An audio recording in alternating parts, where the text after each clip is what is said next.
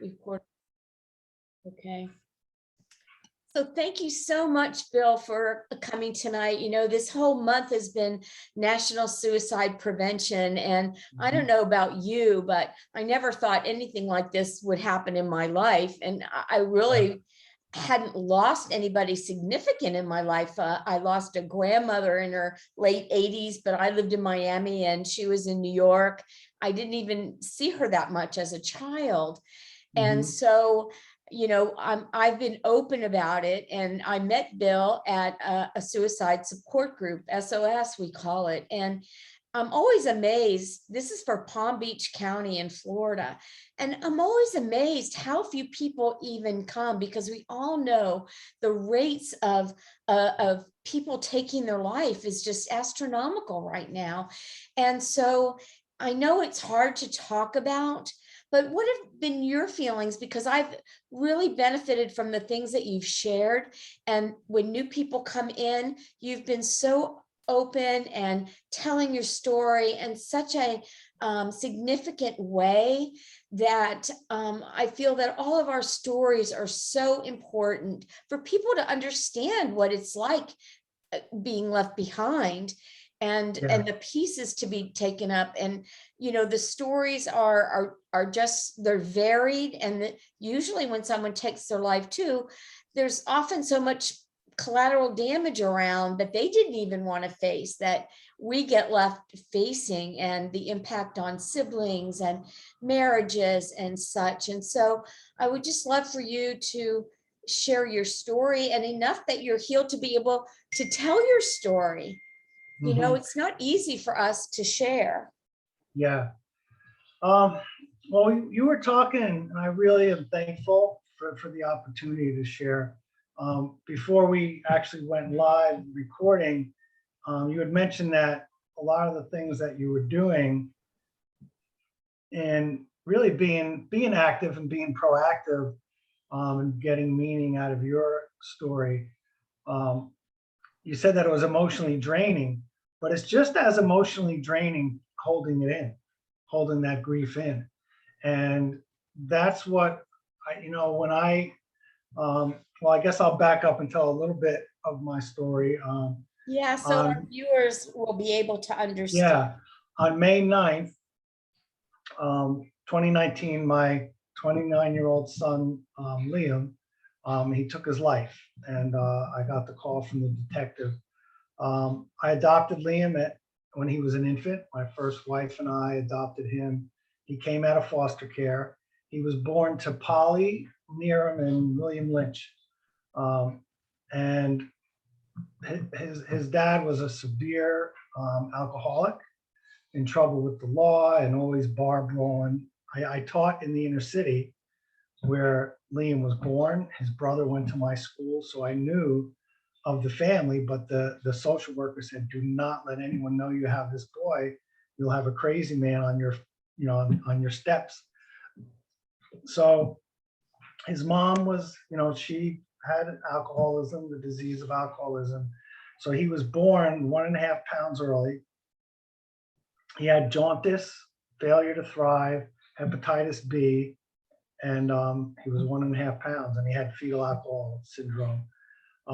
He was in the intervention nursery until he was 9 months. And we got a call. We had signed up for foster care. I was teaching middle school in the inner city, and I told my first wife, I said, I don't want kids that are going to be acting out, because I deal with that all day. I'll burn out, you know. And, I know I'm a former. She wanted an infant, but they told us, don't think you're going to get a little baby going cuckoo if you're coming for foster care. You're going to have kids that suffered trauma. And so we signed up for 0 to 2, figuring we would never, and we got this call. Liam was in the early intervention nursery until he was 9 months. Nobody came to see him. His mother fell sick and died. Her liver crystallized. I went to her funeral in the guise of your son, Liam's older brother, goes to my school. I'm coming to pay my respects. I felt like I wanted to go for Liam. And I met the aunt, and I still have a relationship with her today. And she was telling me how sick of heart she was about her little baby that was in the hospital that was born early. So we went and took him home to in foster care and had him see specialists, and they told us this wouldn't happen. He might not walk right because of the premature birth and fetal alcohol. He won't be coordinated because of that. He's going to have trouble in school, trouble reading. Everything they said he couldn't do, he did. This boy, he had failure to thrive. He began to thrive. Him and I were buddies. There was nothing. I mean, he did great. We moved down to Florida when he was 4. He went to Martin County, had some preschool early intervention stuff for kids with special needs, and he did great there. He went to school. They said like he was a great student, and he loved reading. I mean, he loved to learn to read. So he did everything.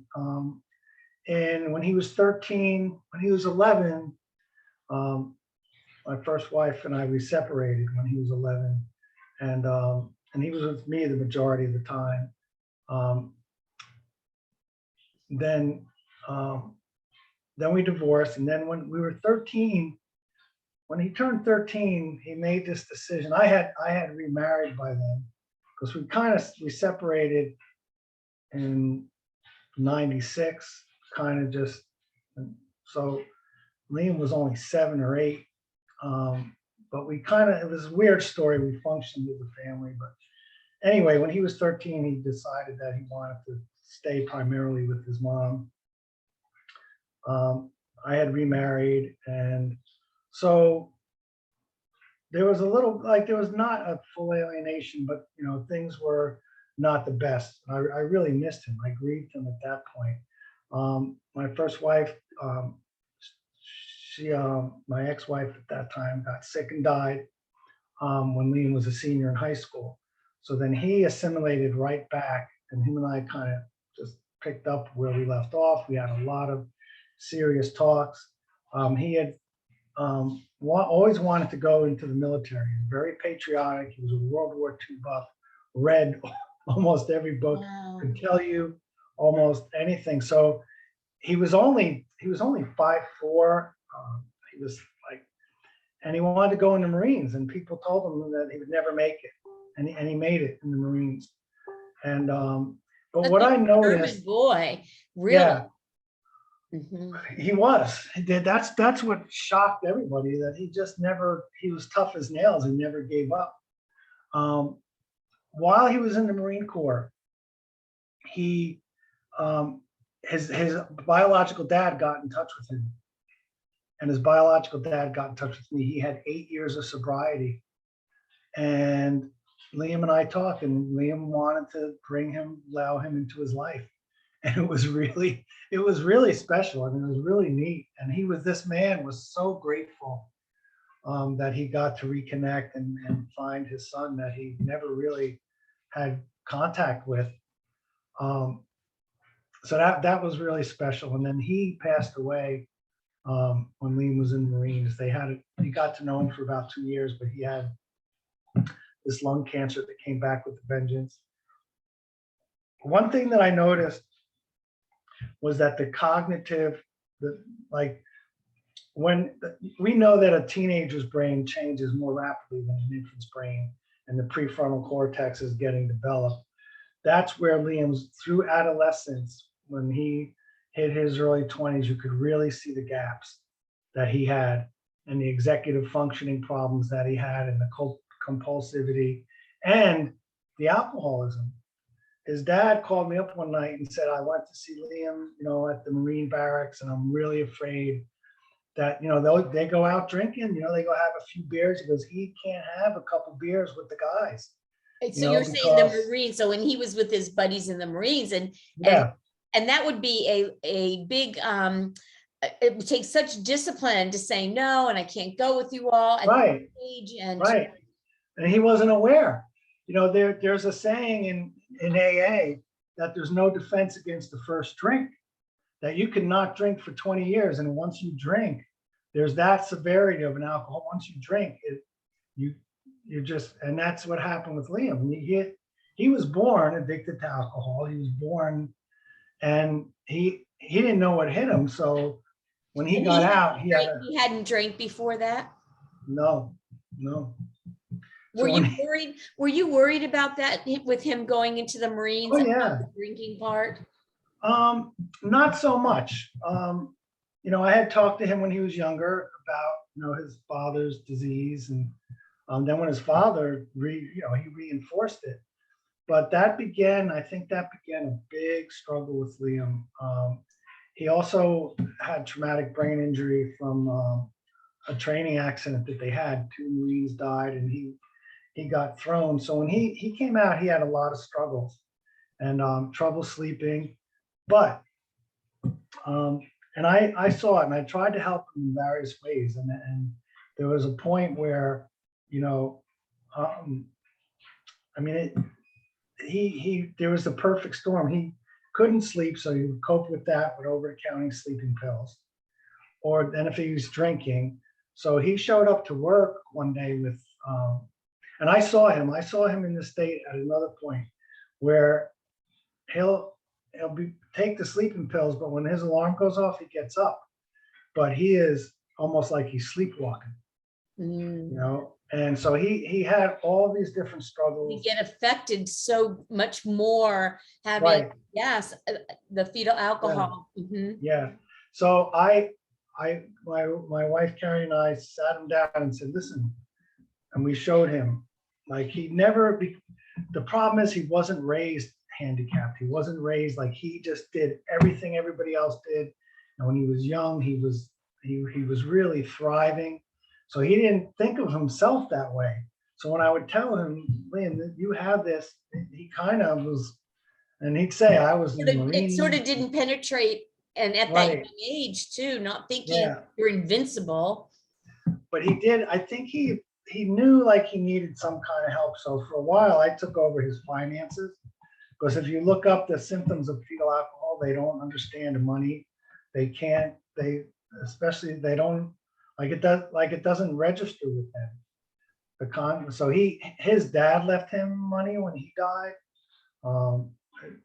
his mom, but he just raced through all the money. I remember you sharing that in our support group, saying how you were really, I mean, it impressed me so much how diligent and how aware you were of what things to watch out for, how to guide him, how to teach him to be an independent adult. One of the things they told us early on, that the 2.5-month early birth actually saved him from being worse with the fetal alcohol. And he was just functional enough to be stubborn, to say, I don't need help. And so many times he'd look perfectly normal, but you'd have to wait for that shoe to drop where, his brain unclicked. And so he showed up to work with a boot, a flip-flop, his shirt was on backwards, and he had boxer shorts. And he worked in a welding, his boss, who I knew well, called me and said, like, he was something's wrong. At that point I said, Liam, you have to get into some kind of program. And I knew of a place in Minnesota that's a place for adult males with fetal alcohol syndrome. They learn more about the disease. It's so hard for immediate family, moms, dads, sisters, brothers, to really help with stuff like this, because we're too close to the source. They need some alcoholics, fetal alcohol syndrome. Third party, when they hear it from somebody else, right, it takes on a different tone. So I lovingly confronted Liam on it and told him, that he really needed help. And he went to a meeting, and then he told me, I'm quitting cold turkey. I said, if you do that, you'll be one of the first. So I kind of watched him, and he went and lived with his fiance's father, had an apartment on his property because he lost his job, and he let Liam, stay there for room and board until, he found a job. And Liam found a security job and then a couple other jobs. So he was doing okay, and I was managing his funds, but he'd get ornery with me. And we had a minor falling out. And I said, listen, you want to take over your finances again, go ahead. And I figured, he'd get caught and they'd need my help again, but to show him, like to give him the rope to say, okay. So he did. And then, things kind of fell apart, but he always had Charlie to fall back on, and they were, getting along really well. And the VA too was, they had given him partial disability, but there was no money coming through, and finally it did. So there was a lot of different things that were happening, and with Liam, he and I were really, as far as coming to a place of understanding each other and me supporting him the best I could, but him having to advocate, we were doing really well. And, just like I think of the last phone calls and texts between us were very loving. His fiance and him were planning his 30th birthday party. My dad talked to him that week, and he was really like up and happy and looking forward to He had a lot of something. things to look forward to, it sounds like. Yeah. So there was, we didn't, and he did have an ex-wife, and I like to spare some of the gory details, but when he got shipped to California to go to Afghanistan, but he never wound up going because of that accident. His ex-wife, his wife at the time, stayed behind.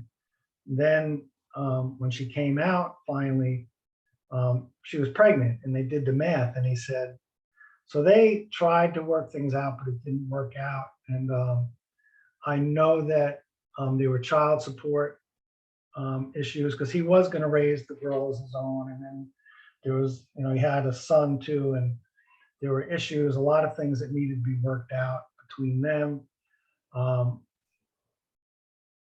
There's a lot of, like, for me, there's a lot of missing pieces, because he was renting a house. Well, he was renting a house with a really good friend of his mom's. He would call her aunt. She told him, I need a roommate. And I have a car, you can come stay with me. And he did that. He decided to do that because he and I talked, and So this is after he left his first wife and he was back here. He had been back here out of the Marines in 13, March 2013. He did his time and was out. And then so he was here on the Treasure Coast for 6 years, and he had like really smooth times, but then the shoe would drop, he'd go on a bender. And so this was May 2019. The VA decided, listen, you can work part-time, we give you partial. So he, like, as far as financially, he was pretty set where I could help him manage part-time work. He'd have his disability. Everything was kind of really looking up. And, he had a lot of love and support. He was engaged. And I texted him that it was a Wednesday night, May 8th. I texted him, I said, listen, I think Tuesday, I asked him, what are you doing this week? Oh, no. And I said, well, Friday night, our school where I work, South Fork High School, is having bowling night. They're going to have bowling night, family bowling night. We all go bowl for free. I said, why don't you come along? And he said, yeah, it sounds like Wednesday night. He's texting that, let's have fun. That sounds great. Thursday morning, he texted me for the address. And I texted him back to say, hey, even if you can't make bowling, we can get something to eat. And then that afternoon, I got a call from the detective that Liam had taken his life. And nothing can prepare you for that. That's what I was going to say. I think a lot of people don't understand that. No. Some cases, there are signs, or they're calling wolf all the time. Well, if you don't do this, trying to control whatever. But I remember when Kate Spade died, and this is when, and Anthony Bourdain, right after that, and the things that were said on Facebook and the things people, didn't someone do something, didn't, and that's our cross, like, Yeah. and we don't, when we're in these meetings too, when you're hearing different people's stories, like looking back, well, I saw this one little thing, or I saw this, well, when you're in a regular relationship, you might, hello, Francia, welcome. You might see any kind of clue that's normal in relationships.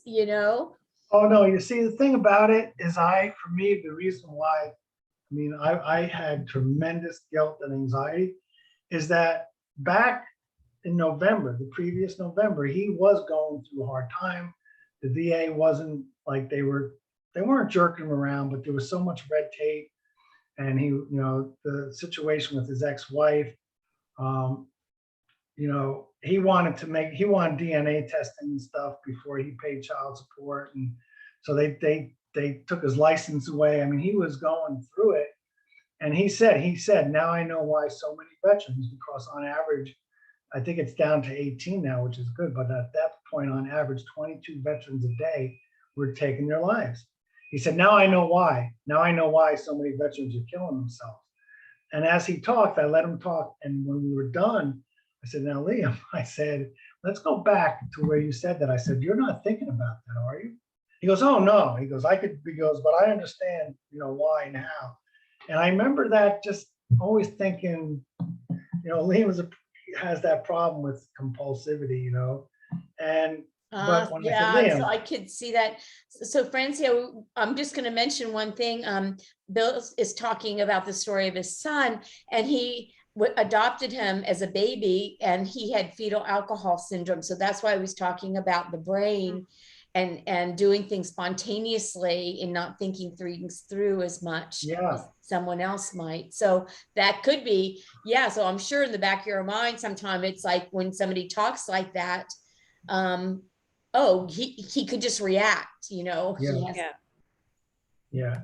See, for me, there was so much guilt because, um, Liam had, he was tremendously gifted, and he had these struggles, but he had a very loving heart, a kind heart. When I, when I got the call from the detective, I was in shock. It had to be a mistake. I went through all the classic, shock. Your body, I think your body, your innate intelligence is protecting you, because I think if you absorbed it all at once, you would die. Yeah. And I just remember being lost, and I have a strong faith in God. I have a strong faith in the afterlife. Up to that point, I was an associate pastor with the ministry, Alpha Ministries in Okeechobee. We have a program called Journey to Freedom, which is a faith-based recovery for drug addicts and alcoholics. I was a pastor. I officiated funerals. I comforted families, walked families through death, cancer, a suicide at one point, overdose, every sort. And I would always, talk to them and comfort them with what we believed are the glories of the life to come and the comfort of reunion. And when this happened, all that went out the window. It wasn't that I said, oh, I don't believe in God anymore. How could you let this happen? Nothing was real except that my son was dead and he was never coming back, and I had no control over it. And that was the only thing that was real to me. And I never had anger. Would always be my go-to emotion with stress. I never experienced anxiety. I was anxious. I was afraid. I had my wife and my daughter, Grace, I think was 16 at the time. Yeah, she was 16 years old. And I thought, I'm going to lose everything. I did not want to, get stuck. And it was really hard. I had no, and there were so many people that had reached out to me. I had a really good friend who lost his nephew to suicide and his sister. So it was early on, they called me, the victims advocates. So I think part of one of the things that you wanted me to talk about was, if we could prevent it. And I have an idea about that, but I want to talk about the part now about, how it affected me, because I think the two things go together. This idea that I have that maybe we can start. It, it, it, I mean, I didn't want to live. I didn't want to die. I did not. Faith was like my faith in God and my prayer life. Just, I mean, I didn't know what to do. And, but I had a lot of people and a lot of support. But what I did do um, was I mourned. I mourned really, really hard. I mean, I was a basket case. My wife didn't have the same bond with Liam, but was devastated as much. She didn't grieve. Her focus was on me, that I was going to be okay. She drove me around the first week or so. And then we were both concerned about my daughter. But what I did do is they reached out, they gave me information on Compassionate Friends in Stewart, and they gave me Terry Fleming's phone number and information. And I remember it was my birthday, May 18th, which was 9 days after, Liam's death. I just remember I think that morning my wife was going to get her hair done, so we drove together. And I said, listen, I'm going to take the car and I'm going to, I can drive. I'm, okay to drive now. But I remember going and talking to Terry, and what I found is I was telling my story over and over again. I was telling it to whoever would listen, and I talked to my friends, my mom, my dad, everybody, and the story kind of went something like this. When Liam, the story that I told you that I adopted Liam when he had fetal alcohol syndrome. I think in the back of my mind, I would always mention the fetal alcohol syndrome because that was my fallback from my guilt. Well, it was because it was because of that it happened. And the rate. There's nothing I can do. Yeah, we're trying to Yeah. find a way. I was trying to forgive let myself ourselves. off the hook for the guilt that I was feeling, because I felt like I knew he had fetal alcohol syndrome. I knew he had deficits. I knew all of that. I should have kept the woulda, coulda, shoulda. But the story went where I would tell that I adopted him. He got out of the Marines. He was struggling. And I was really, we were really hitting our stride. And really, like Liam, he always wanted, like, Carrie, like I always wanted him to assimilate into the blended family. Carrie said, Bill, all he wants to do is be with you. Just be with him. You guys be together one-on-one. Then in the big events, he can come,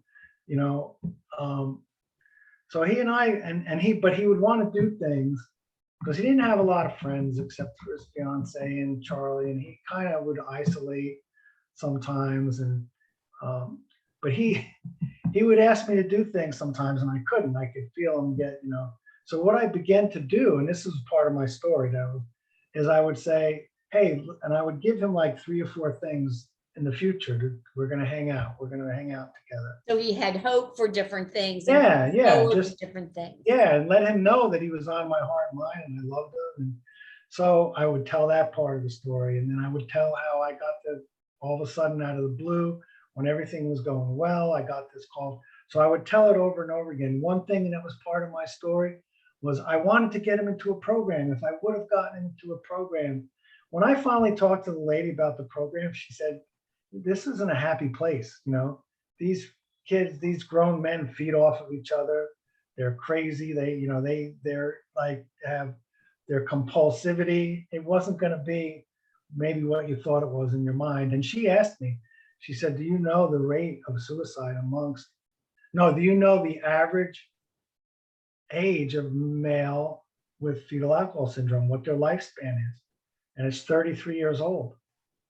I still haven't looked into it enough to know why, but I know that when I went to my doctor for anxiety, told him what was going on, I thought he was going to cry. He just kind of dropped his clipboard and looked at me. he said, they don't mature. That he goes, there's no cure for fetal alcohol syndrome. He goes, and the story you're telling me about your son is amazing, what he was able to do. I said, I don't know. All I know is he's not here. So I told my story to anyone who would listen. I grabbed a mailman in for coffee. You know what I mean? I would tell. So I know that helped, telling my stories and going down the road of would have, could have, should have, as many times as I needed to, but it always came to the same conclusion. There's a lot of unanswered questions. I think there was a fight with his ex-wife that night. I still haven't went to the police department to get his phone and the clothes that he had on or his gun. It's still Well, there. those are a couple of things that I'd like to comment on, is that Yeah. this kind of death is a hard road because there's so many unanswered questions. Mhm. And there Yeah. are so many little pieces of the puzzles that we don't know. So we start to contrive things to try to make logical sense out of something Yeah. in some way. And so I applaud you for being open and not suppressing all that, because I'm working with trauma and that sort of thing. And you have to process it. And I know for me, speaking out, and I'm grateful for today's modern society, where years ago you just did not talk about this. And my family just sort of, I have this thing and nobody talks about it, and they're embarrassed that I'm open about it. And I think my older daughter, she was a couple years older than her sister, and she has suppressed all this, and we've been hoping that she would, and I can see the damage that it's doing. So I'm edifying that you say that, and Yeah. also that feeling like we have the power to save someone. I struggle with that after hearing so many stories or going back in our mind. And when you were talking about sending him somewhere, so we keep thinking there's going to be a different solution if this just happened or that just happened. And I think that was really good that she told you that, because it's almost like going to be incarcerated. So many people that maybe committed a minor crime, all of a sudden they're incarcerated and they come out with more skills than they had, and a different set of mindset than when they went in. And it's interesting, like you said, anger was your go-to, but that was not in the case here. And I think that's the one thing that's so hard it's an unending open question of what happened, why couldn't it be somebody or something but in any relationship, as you're saying, maybe there was a disagreement that we can't shield everybody from every disagreement that might happen. And I know Terry's very open in her story, saying the night before that happened with her husband, they had a fight. So when you end on that note, that's a string attached. And I know they waited for me for a little while and wanted me to go to this grief counseling. And it was like, we're so happy you're here at this particular church. But I was angry, and my daughter died. It wasn't, everyone's talking about their husband who's 85 years old from cancer, or a baby that had this sickness. And my death had there's too much other damage and circumstances surrounding this type of death. And it was sort of like I wasn't really welcome there to grieve. We get, in a way, isolated or protected of the story. And so that's so wonderful that you had so many supportive people around you. And that's why I wanted even to do this dialogue, so people can know, or people don't feel they're alone. And as I said, that our meetings are so small when we know there's so many hurting people out there. And if they would just be able to come and not even have to say anything, but I know when I walk in the room, I'm with people that understand and know, and we don't even have to say anything. And out in the world, as you said, you walked around like it's almost like surreal. How is the world still going on when this has just happened? And so you were saying that you had some ideas about that. An invisible wall goes up between you and the rest of the world. It's like you're transferred to another universe. It really is. The despair and the darkness, and you can't even comprehend how people could be smiling, you know, and you don't think you'll ever smile again, ever. So that's one. I went to the support groups and I talked, and I found my person. You have to find your person. I found my grief counselor. Had been a friend of mine for years. He was our, he's the head pastor of Alpha Ministries and wrote the Alpha series and talked a lot about suffering and death. He was a Vietnam veteran. He knew Liam since he was a child. So him and I would sit and just process, the guilt, the anguish. And look at your background, being a middle school teacher. And did Mhm. you say you worked with disabled children, challenged children too, or just that age Yeah. group? Well, I And taught then all being a different subjects to minister, different people. pardon Yeah. me? Yeah, I taught all different subjects and ages and people. So you So fine. have such a wide background of dealing Mhm. with, you brought so much wisdom to the Yeah, situation. yeah, and none of it helped, but I spent, hours with John and sorting through things together. And the other thing that I'm writing all this down. I'm trying to write out kind of in a book form. I have one section called "Scream in the Shower." I had a dear friend of mine that I worked with. I was her son's age when I first moved to Florida and started at South Fork High School. Betty Kinberg, had lost her son that she adopted, Paul, to AIDS. So when I moved here, I was 31. He died. He had just died. So we were friends through the years, and um, you know, involved in a lot of different things that we did together. And she would always call me son and my son from another mother. And um, when I saw her at the service, I just was crying and crying. And so she said, "You call me anytime, text me anytime." And one time she just texted me, "Scream in the shower." You know, I was like, what do you mean by that? She goes, "I would go and I would scream in the shower." She said, and she said she was mad at God, and why did you give me this son that you know would die from this terrible disease? He had AIDS.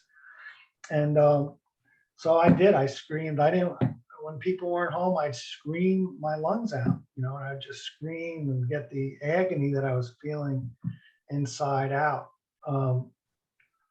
One of the things that I believe that, you know, as my faith in God had become bigger. I lost my faith. It just wasn't real. Nothing seemed real. And I remember the day, and this is where, you say it takes its toll on your body. So, going through this, my wife had turned 50 the previous November, and because we're both school teachers, she always wanted to go on a cruise, so I bought her a cruise for June. So we had this cruise scheduled in June, just about 6 weeks after Liam died. And I kept asking everybody, how can I go on this cruise? I'm so, I want to be good for Carrie Ann. And, I went, but it was, there was maybe a little bit of relief, but I had like, if we were in the dining room, I'd go to the bathroom every 5 minutes to cry. I became really good at crying anywhere, any place. I would just turn, I would just like act like I was, scratching, and I cried all the time, the whole cruise. And then the last day they dropped you off in Vancouver. We were in Alaska, and then we have to hang out there all day and then get to the airport. And they kept like delaying our flight and moving us to another gate. So I'm carrying these bags. My body hurt so much, and I was in so much emotional pain. And I remember, like, we got to the last gate, and I collapsed, and I was like wailing. And Carrie just, she kind of reached down and, "What's the matter? What's the matter?" And I remember saying, "Everyone keeps telling me that I'm going to see Liam again. This life is all I know," I told her. I was wailing. "This life is all I know, and all I know is I'm never going to see him again. He's never coming back. My sweet, beautiful boy." And I was like, really, like, broken. And like my whole body hurt. And I It's think that was, physiological. Yeah. but I was holding it in all day. See, I was crying different places during the cruise, but I'm on guard now with my wife. We're in the airport. I have to be on my toes. We have to go from gate to gate, and the stress is building and the stress is building. So you hold that pain in. I remember the flight home, and but I had the whole summer. I had the summer off. So Yeah. I took the summer and I mourned. I cried. You know, um, In and our little by society, that's one thing I speak about a lot. Like in our society, there's really not protocols for mourning and grieving. You're supposed to right, just turn around and be okay. And so yeah, we're walking around, so many people in so much pain and agony because they never took a chance to grieve. There was this, I was posting about you speaking tonight, and there was a suicide loss group that's very, very large. And I wasn't sure if I was allowed to post on there, but someone right before, as I was posting, she had lost her husband a year before. And then she said, I've never participated in a group. It was too much for me. I couldn't do it. And now I just lost my daughter. My husband has been gone a year, and now my 17-year-old daughter. And I mean, I just went, we have to be there for others. She goes, I have 3 other children. I don't, my body is just falling apart. I don't even know what to do. And what do you even say? Oh, you can't say you're going to feel better soon, or it's just to lose the second one. Then what does that create in that family? I mean, we have, oh, this is the solution, or what, it's so massive. And so mhm. look how much grieving and mourning, and you had all that time. That is wonderful. That's wonderful. that that I mean, grief is what we're feeling. Mourning is the expression, the outward expression. And th- that summer, it was not easy. And then um, but that's what I did all summer. I read. I had books that I read. Um, Several books. One was called Imagine Heaven by John Burke. Now that was a lot of near-death experiences, but the other was um, David Kessler, Finding Meaning: The Sixth Stage of Grief. He was a protege of Kubler-Ross, Dave Kessler, and he does a lot of grief work. And the Finding Meaning one, I like one of the things he said. He said, "Whose grief is the worst? Yours is." Right. Yeah. And And one of the people things, judge their grief, or they, yeah, it's all different, and you don't know what you're going to yeah, feel or how it's going to look like for you. yeah. And he meant that yours is the worst because it's personal, and everyone grieves differently. So I read books, I went to groups, and I went for individual counseling, and I cried, and cried and cried. When it was time to go back to work, it wasn't that much easier. So we go back to school in August. I remember going through the anger stage. Thank God it only lasted about a day. I mean, I cursed out everybody that I could think of driving down 95 on the way to work. But what I realized, because I've heard, and it's more common, because I think men, we're not supposed to be emotional. My generation, big boys don't cry, all that nonsense. But I've heard like people that have come, and it's mostly at the time it is a wife saying, my husband won't come. He's angry all the time. Yes. The anger feels better. The anger Yes, feels better it's a coping mechanism. than that raw, wide open, ripped open grief. The anger does feel better. So I noticed that when I was on the road, and it was hard, but little by little for me, my faith started returning. I started praying, I started talking to God, and I'd say, Lord, I believe, but help me in my unbelief. I believe, but I don't.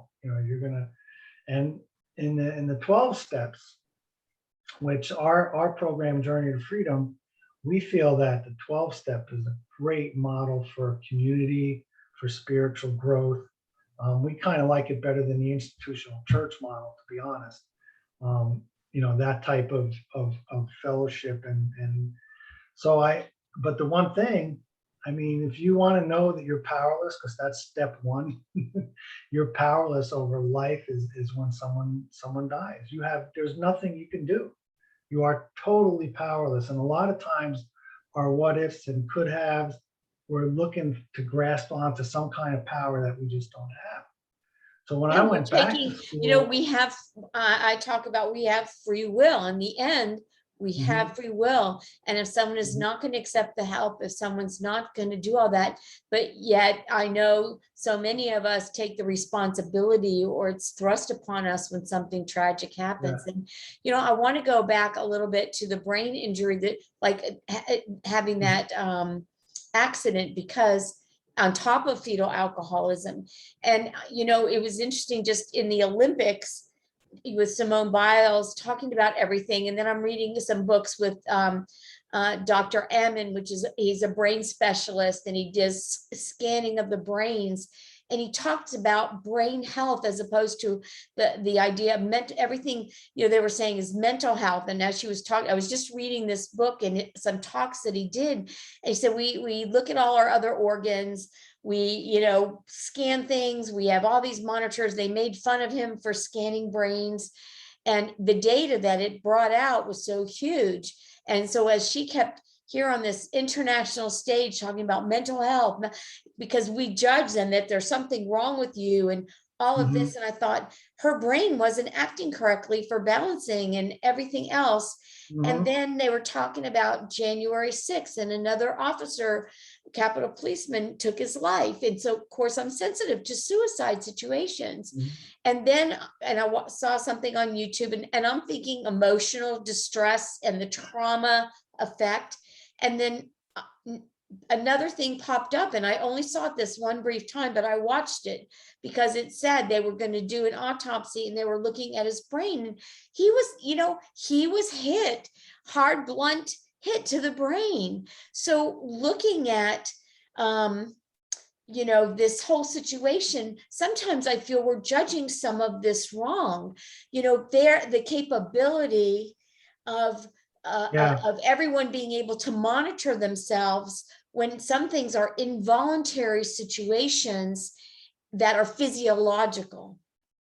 Right. And we're thinking about why, and with a calm, well, not a calm, but a normal brain, a normal functioning brain, a normal functioning mind, trying to understand something that we just have no understanding, that we've never experienced. And in the book, um, Dying to Be Free, it was Kurt Cobain's um, cousin. She wrote it, and she talked about entering that tunnel.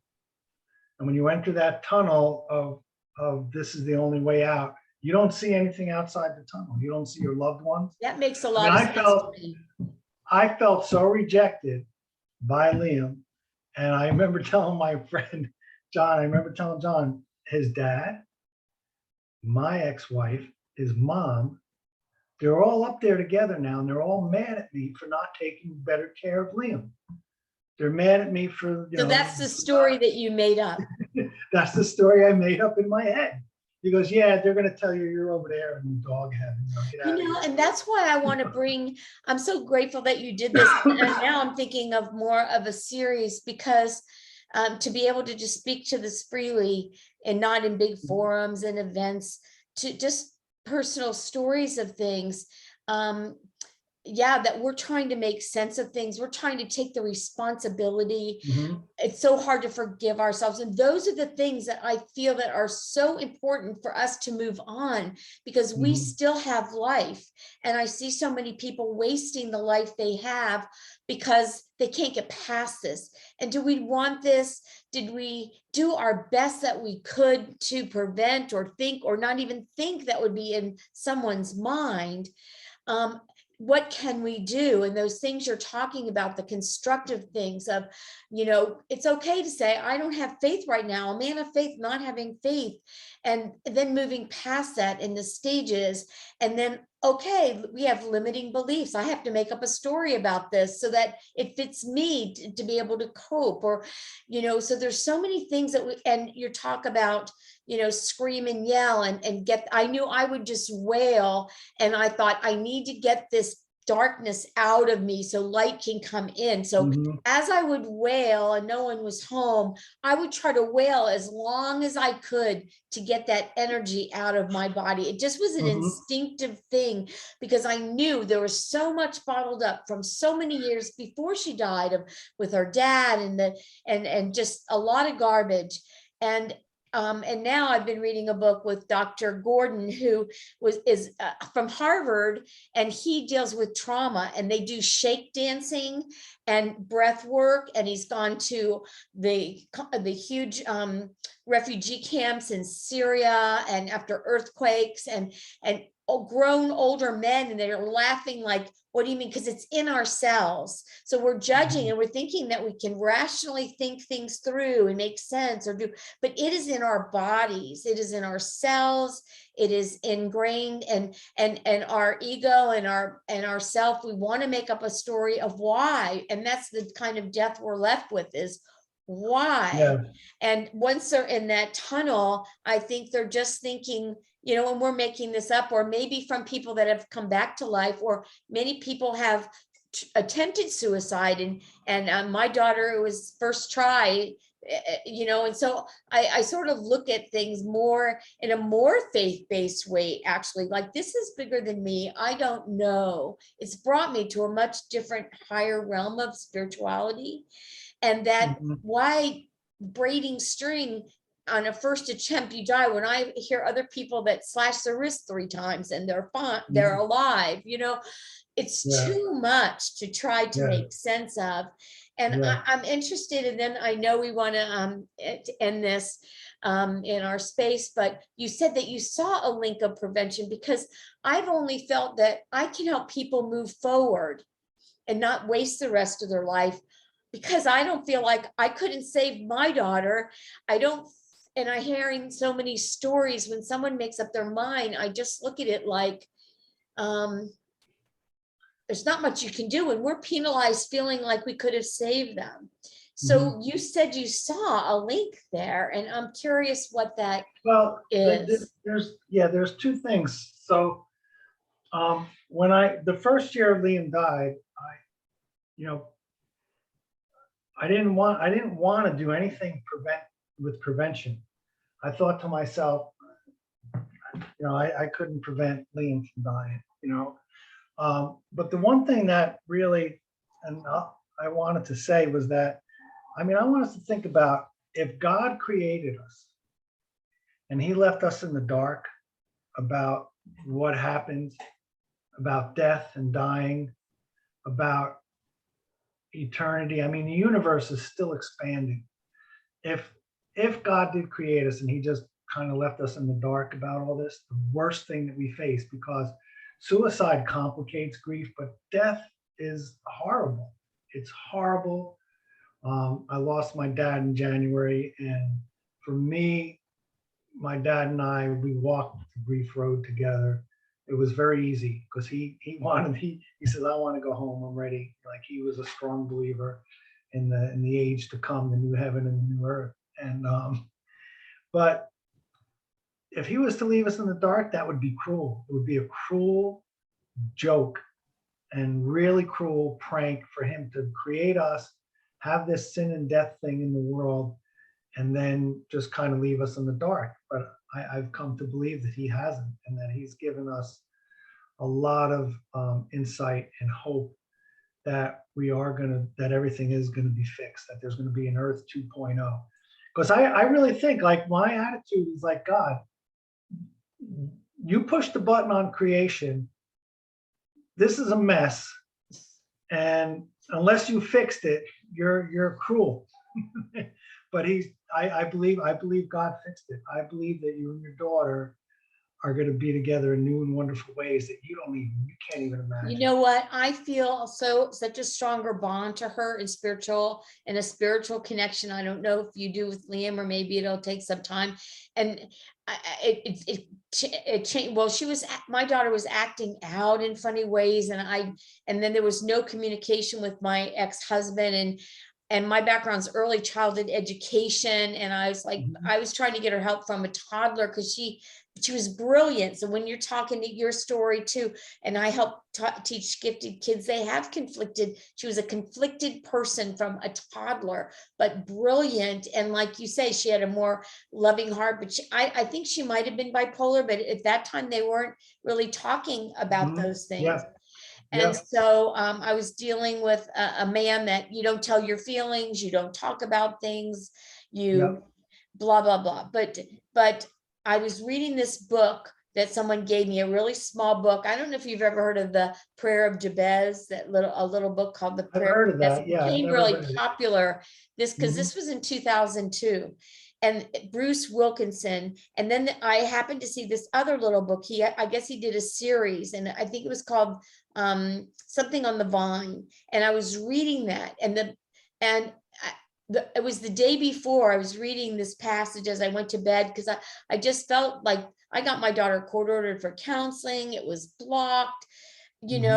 So you look at those series of things like, okay, if it was supposed to work out this way, something would have, my feeling really started to change, like no matter what you can do. And this little reading was, whether you've lived for 10 years or 100 years, you're a blip in time, and your time is over at whatever.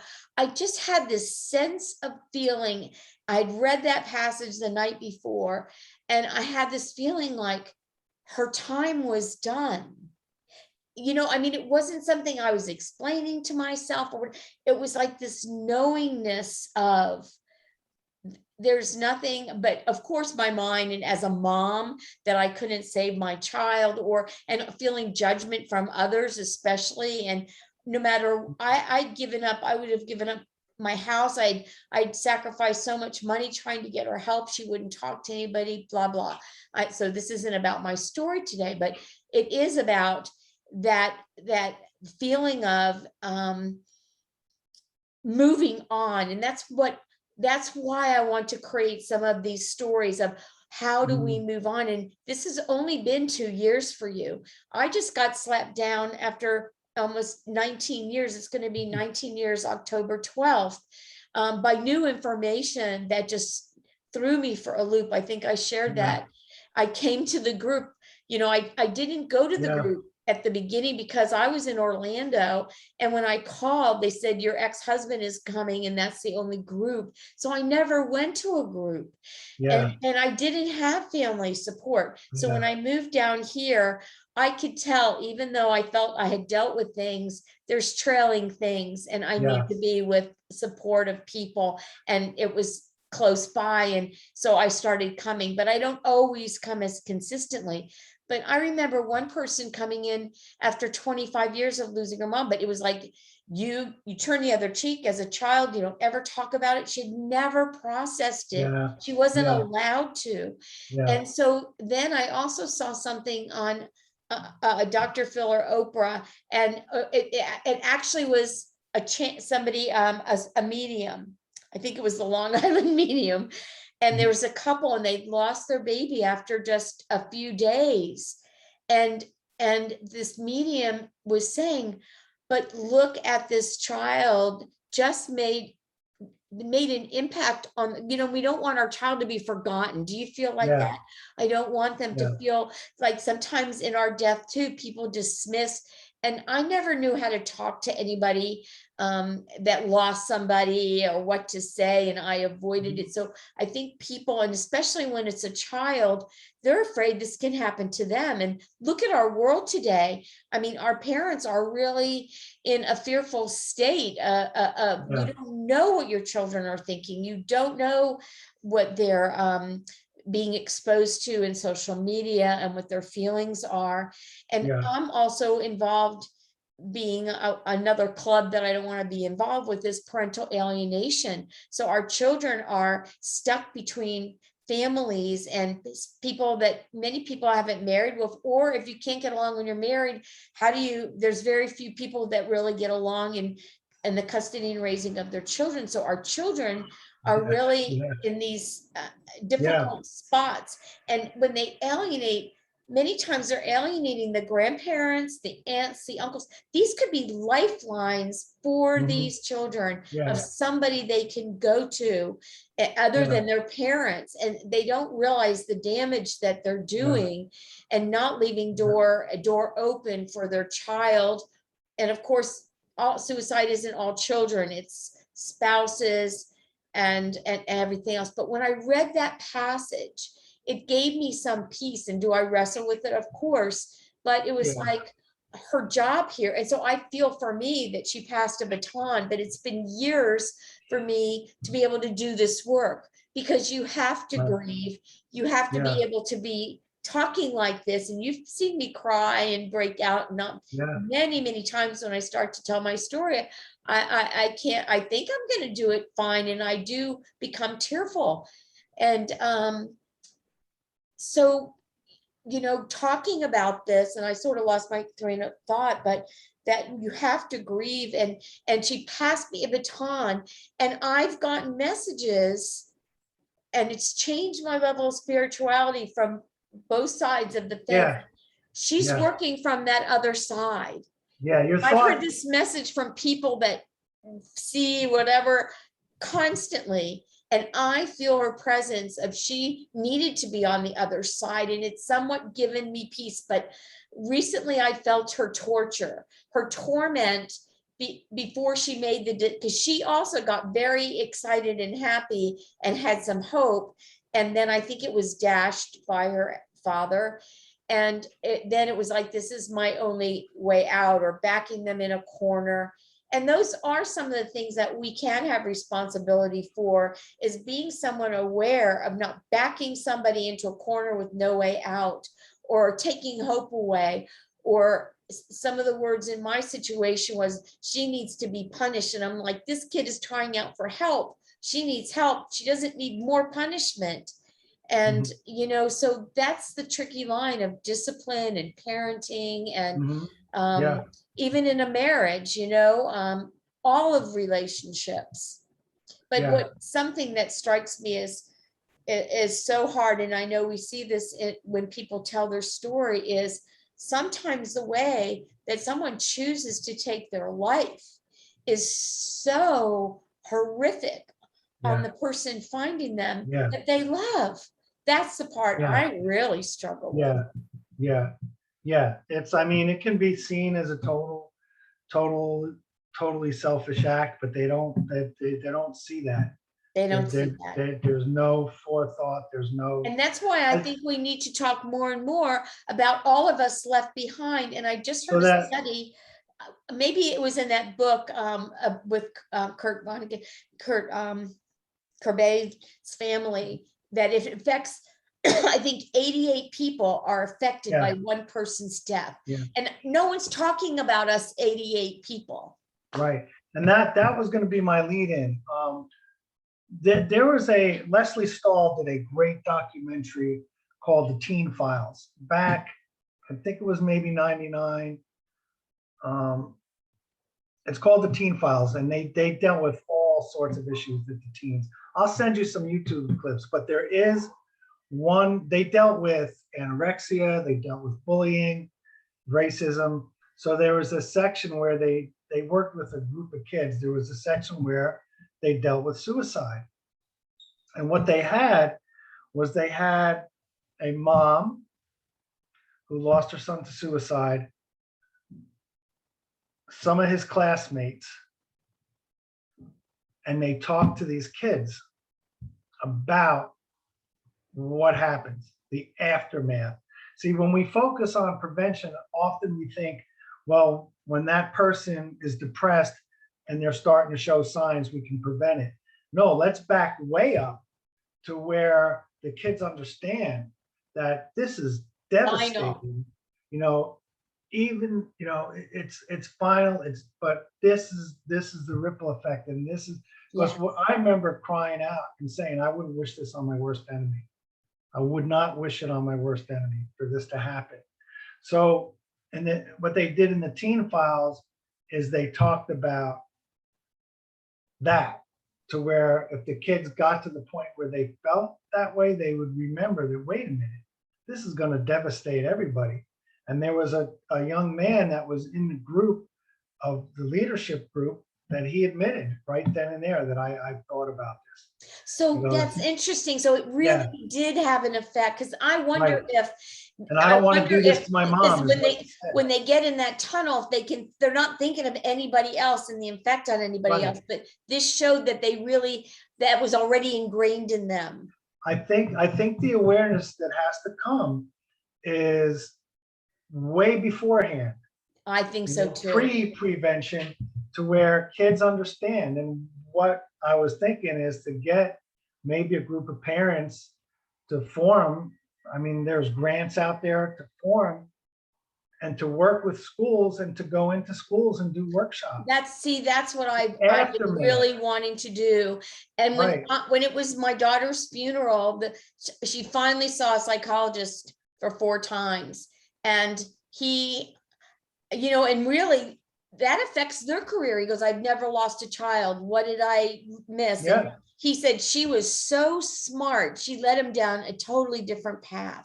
But he said, I mean, he was like, where's the clue? What did I miss? I have to find that piece. And you look at somebody's career, or so we think even as parents that we're trying to save this child or a spouse or anything.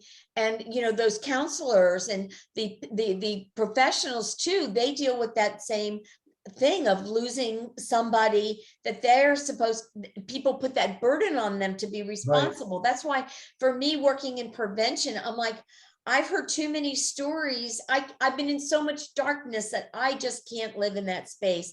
But what you're talking about is what my idea has been as well. But I didn't know that the studies showed that. But he said, you get every teenager you can there. They need to be present. They need to see this. They need to see the final, because they think. And I remember as 15 thinking, well, I was so mad at my parents, I'll just kill myself, Yeah. And I felt it in my body. Yeah. But I couldn't do it. And kids came up to me. I tried this. I will never try it again. Somebody else, my friend tried this. I have thought of this. I would never. My daughter had just switched in this happened in Orlando, Winter Park. There was a 9th grade center, which was so cool.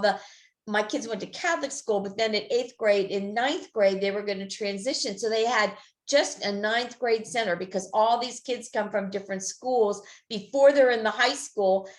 They're sort of protected having that other year being younger. And then it was October 12th. So they had just started school in the high school. I mean, how many kids did hundreds of kids came to this funeral, and it was just like wrapped around the block. And I'm like, then again, coming back to that passage, how did this person's life affect? There's a ripple effect of all of those lives of impact. And when I was telling you about the baby too, when the medium and Oprah, I'm pretty sure it was Oprah, said, look, your 2-day-old baby just affected millions of people. She existed. She was here on earth. We are talking about her, and she had a 2-day impact. That was her moment. And those kinds of things have given me a higher perspective instead of staying at a lower dimension trying to understand this. But I resonated with some of the things that you shared in group, because as people can be stuck in there too for 10 years, whining, saying the same story. How do we move forward? And I think it's hard for us to say we're allowed to go on and be happy again. I didn't know I could ever feel happy again. I remember asking my therapist, can I ever feel, Yeah. how will I ever feel joy Yeah. again in my, Yeah. I can't even imagine feeling joy. And Yeah. still the amount of trauma, and I have ongoing trauma with my other daughter and such, that when I'm around people that are just too enthusiastic all the time, it's like too much sugar candy or something. But I feel immense joy. And my therapist at the time was saying, when you go to the lowest depths, you feel the highest moments. Yeah. And Yeah. so that gave me comfort. I just hung on to these small little things. And I hate the term time takes time, but it does for that to numb out. And then the people that don't spend the time mourning and grieving, Mhm. it's harder and harder for them. But we probably should wrap this up, but it's been Yeah. so beneficial, and I am going to put it into a YouTube. I'm just learning how to do that. And Okay. and thank you for that permission, because Yeah. I think people need to hear that we're okay, and we have this dialogue, because we know we've walked through it, the fire. Yeah. And I've often said, nothing else can happen to me that would be worse. I've already experienced the worst. Right. That's the thing. Like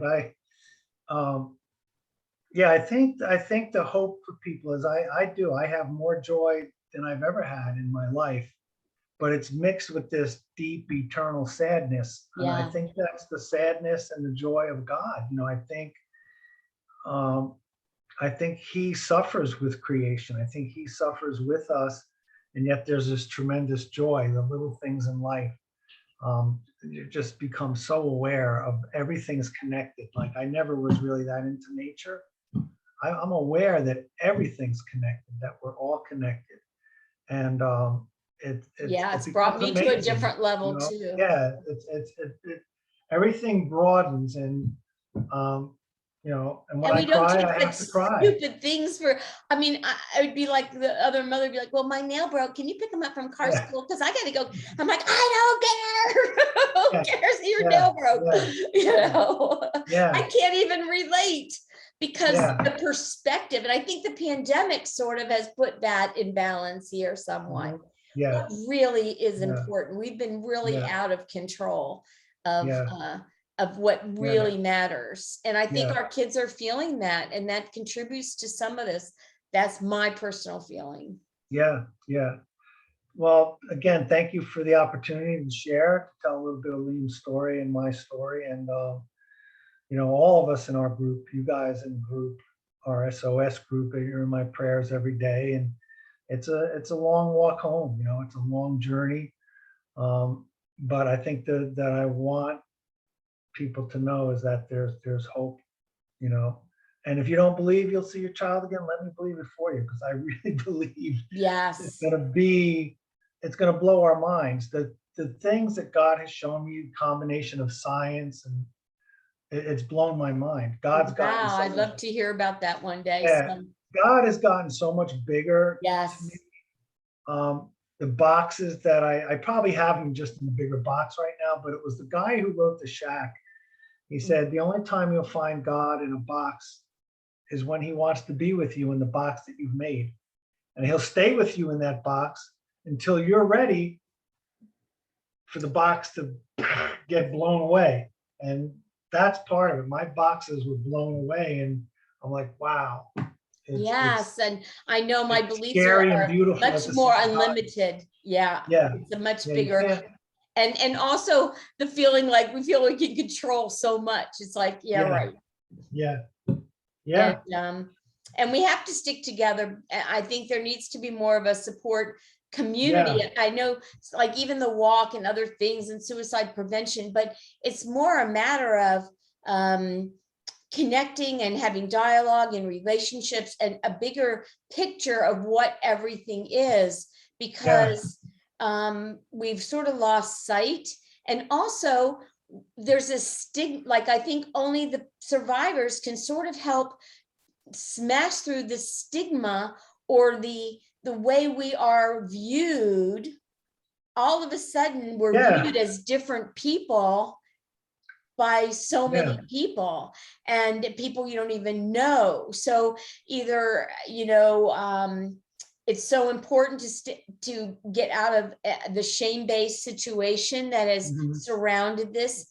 And Yeah. I'm careful with my story, because when someone hears it, it's new for them, but I've lived it. I'm Yeah. past it. I'll share it if I know Yeah. it can help someone. But I also Yeah. then look, then all of a sudden they look at me different. Everything's different. And so the walk is very challenging, and it's always there. Yeah. Yeah. Yep. Always. Yep. Yeah. Thank you All right. so much Yes. for Thank allowing you. me to Thank interview, you. because I really recognized your wisdom in the rooms that we've been in together, and the wisdom for those. We don't want anybody to walk through those doors, Yeah. You but we can't do keep this the alone. doors open. You can't go it alone. No, No. no. All Well, right. thank I you, and appreciate it. sleep Thank you very well. much. All All right. right. Yeah. Bye-bye, Bill. Bye now.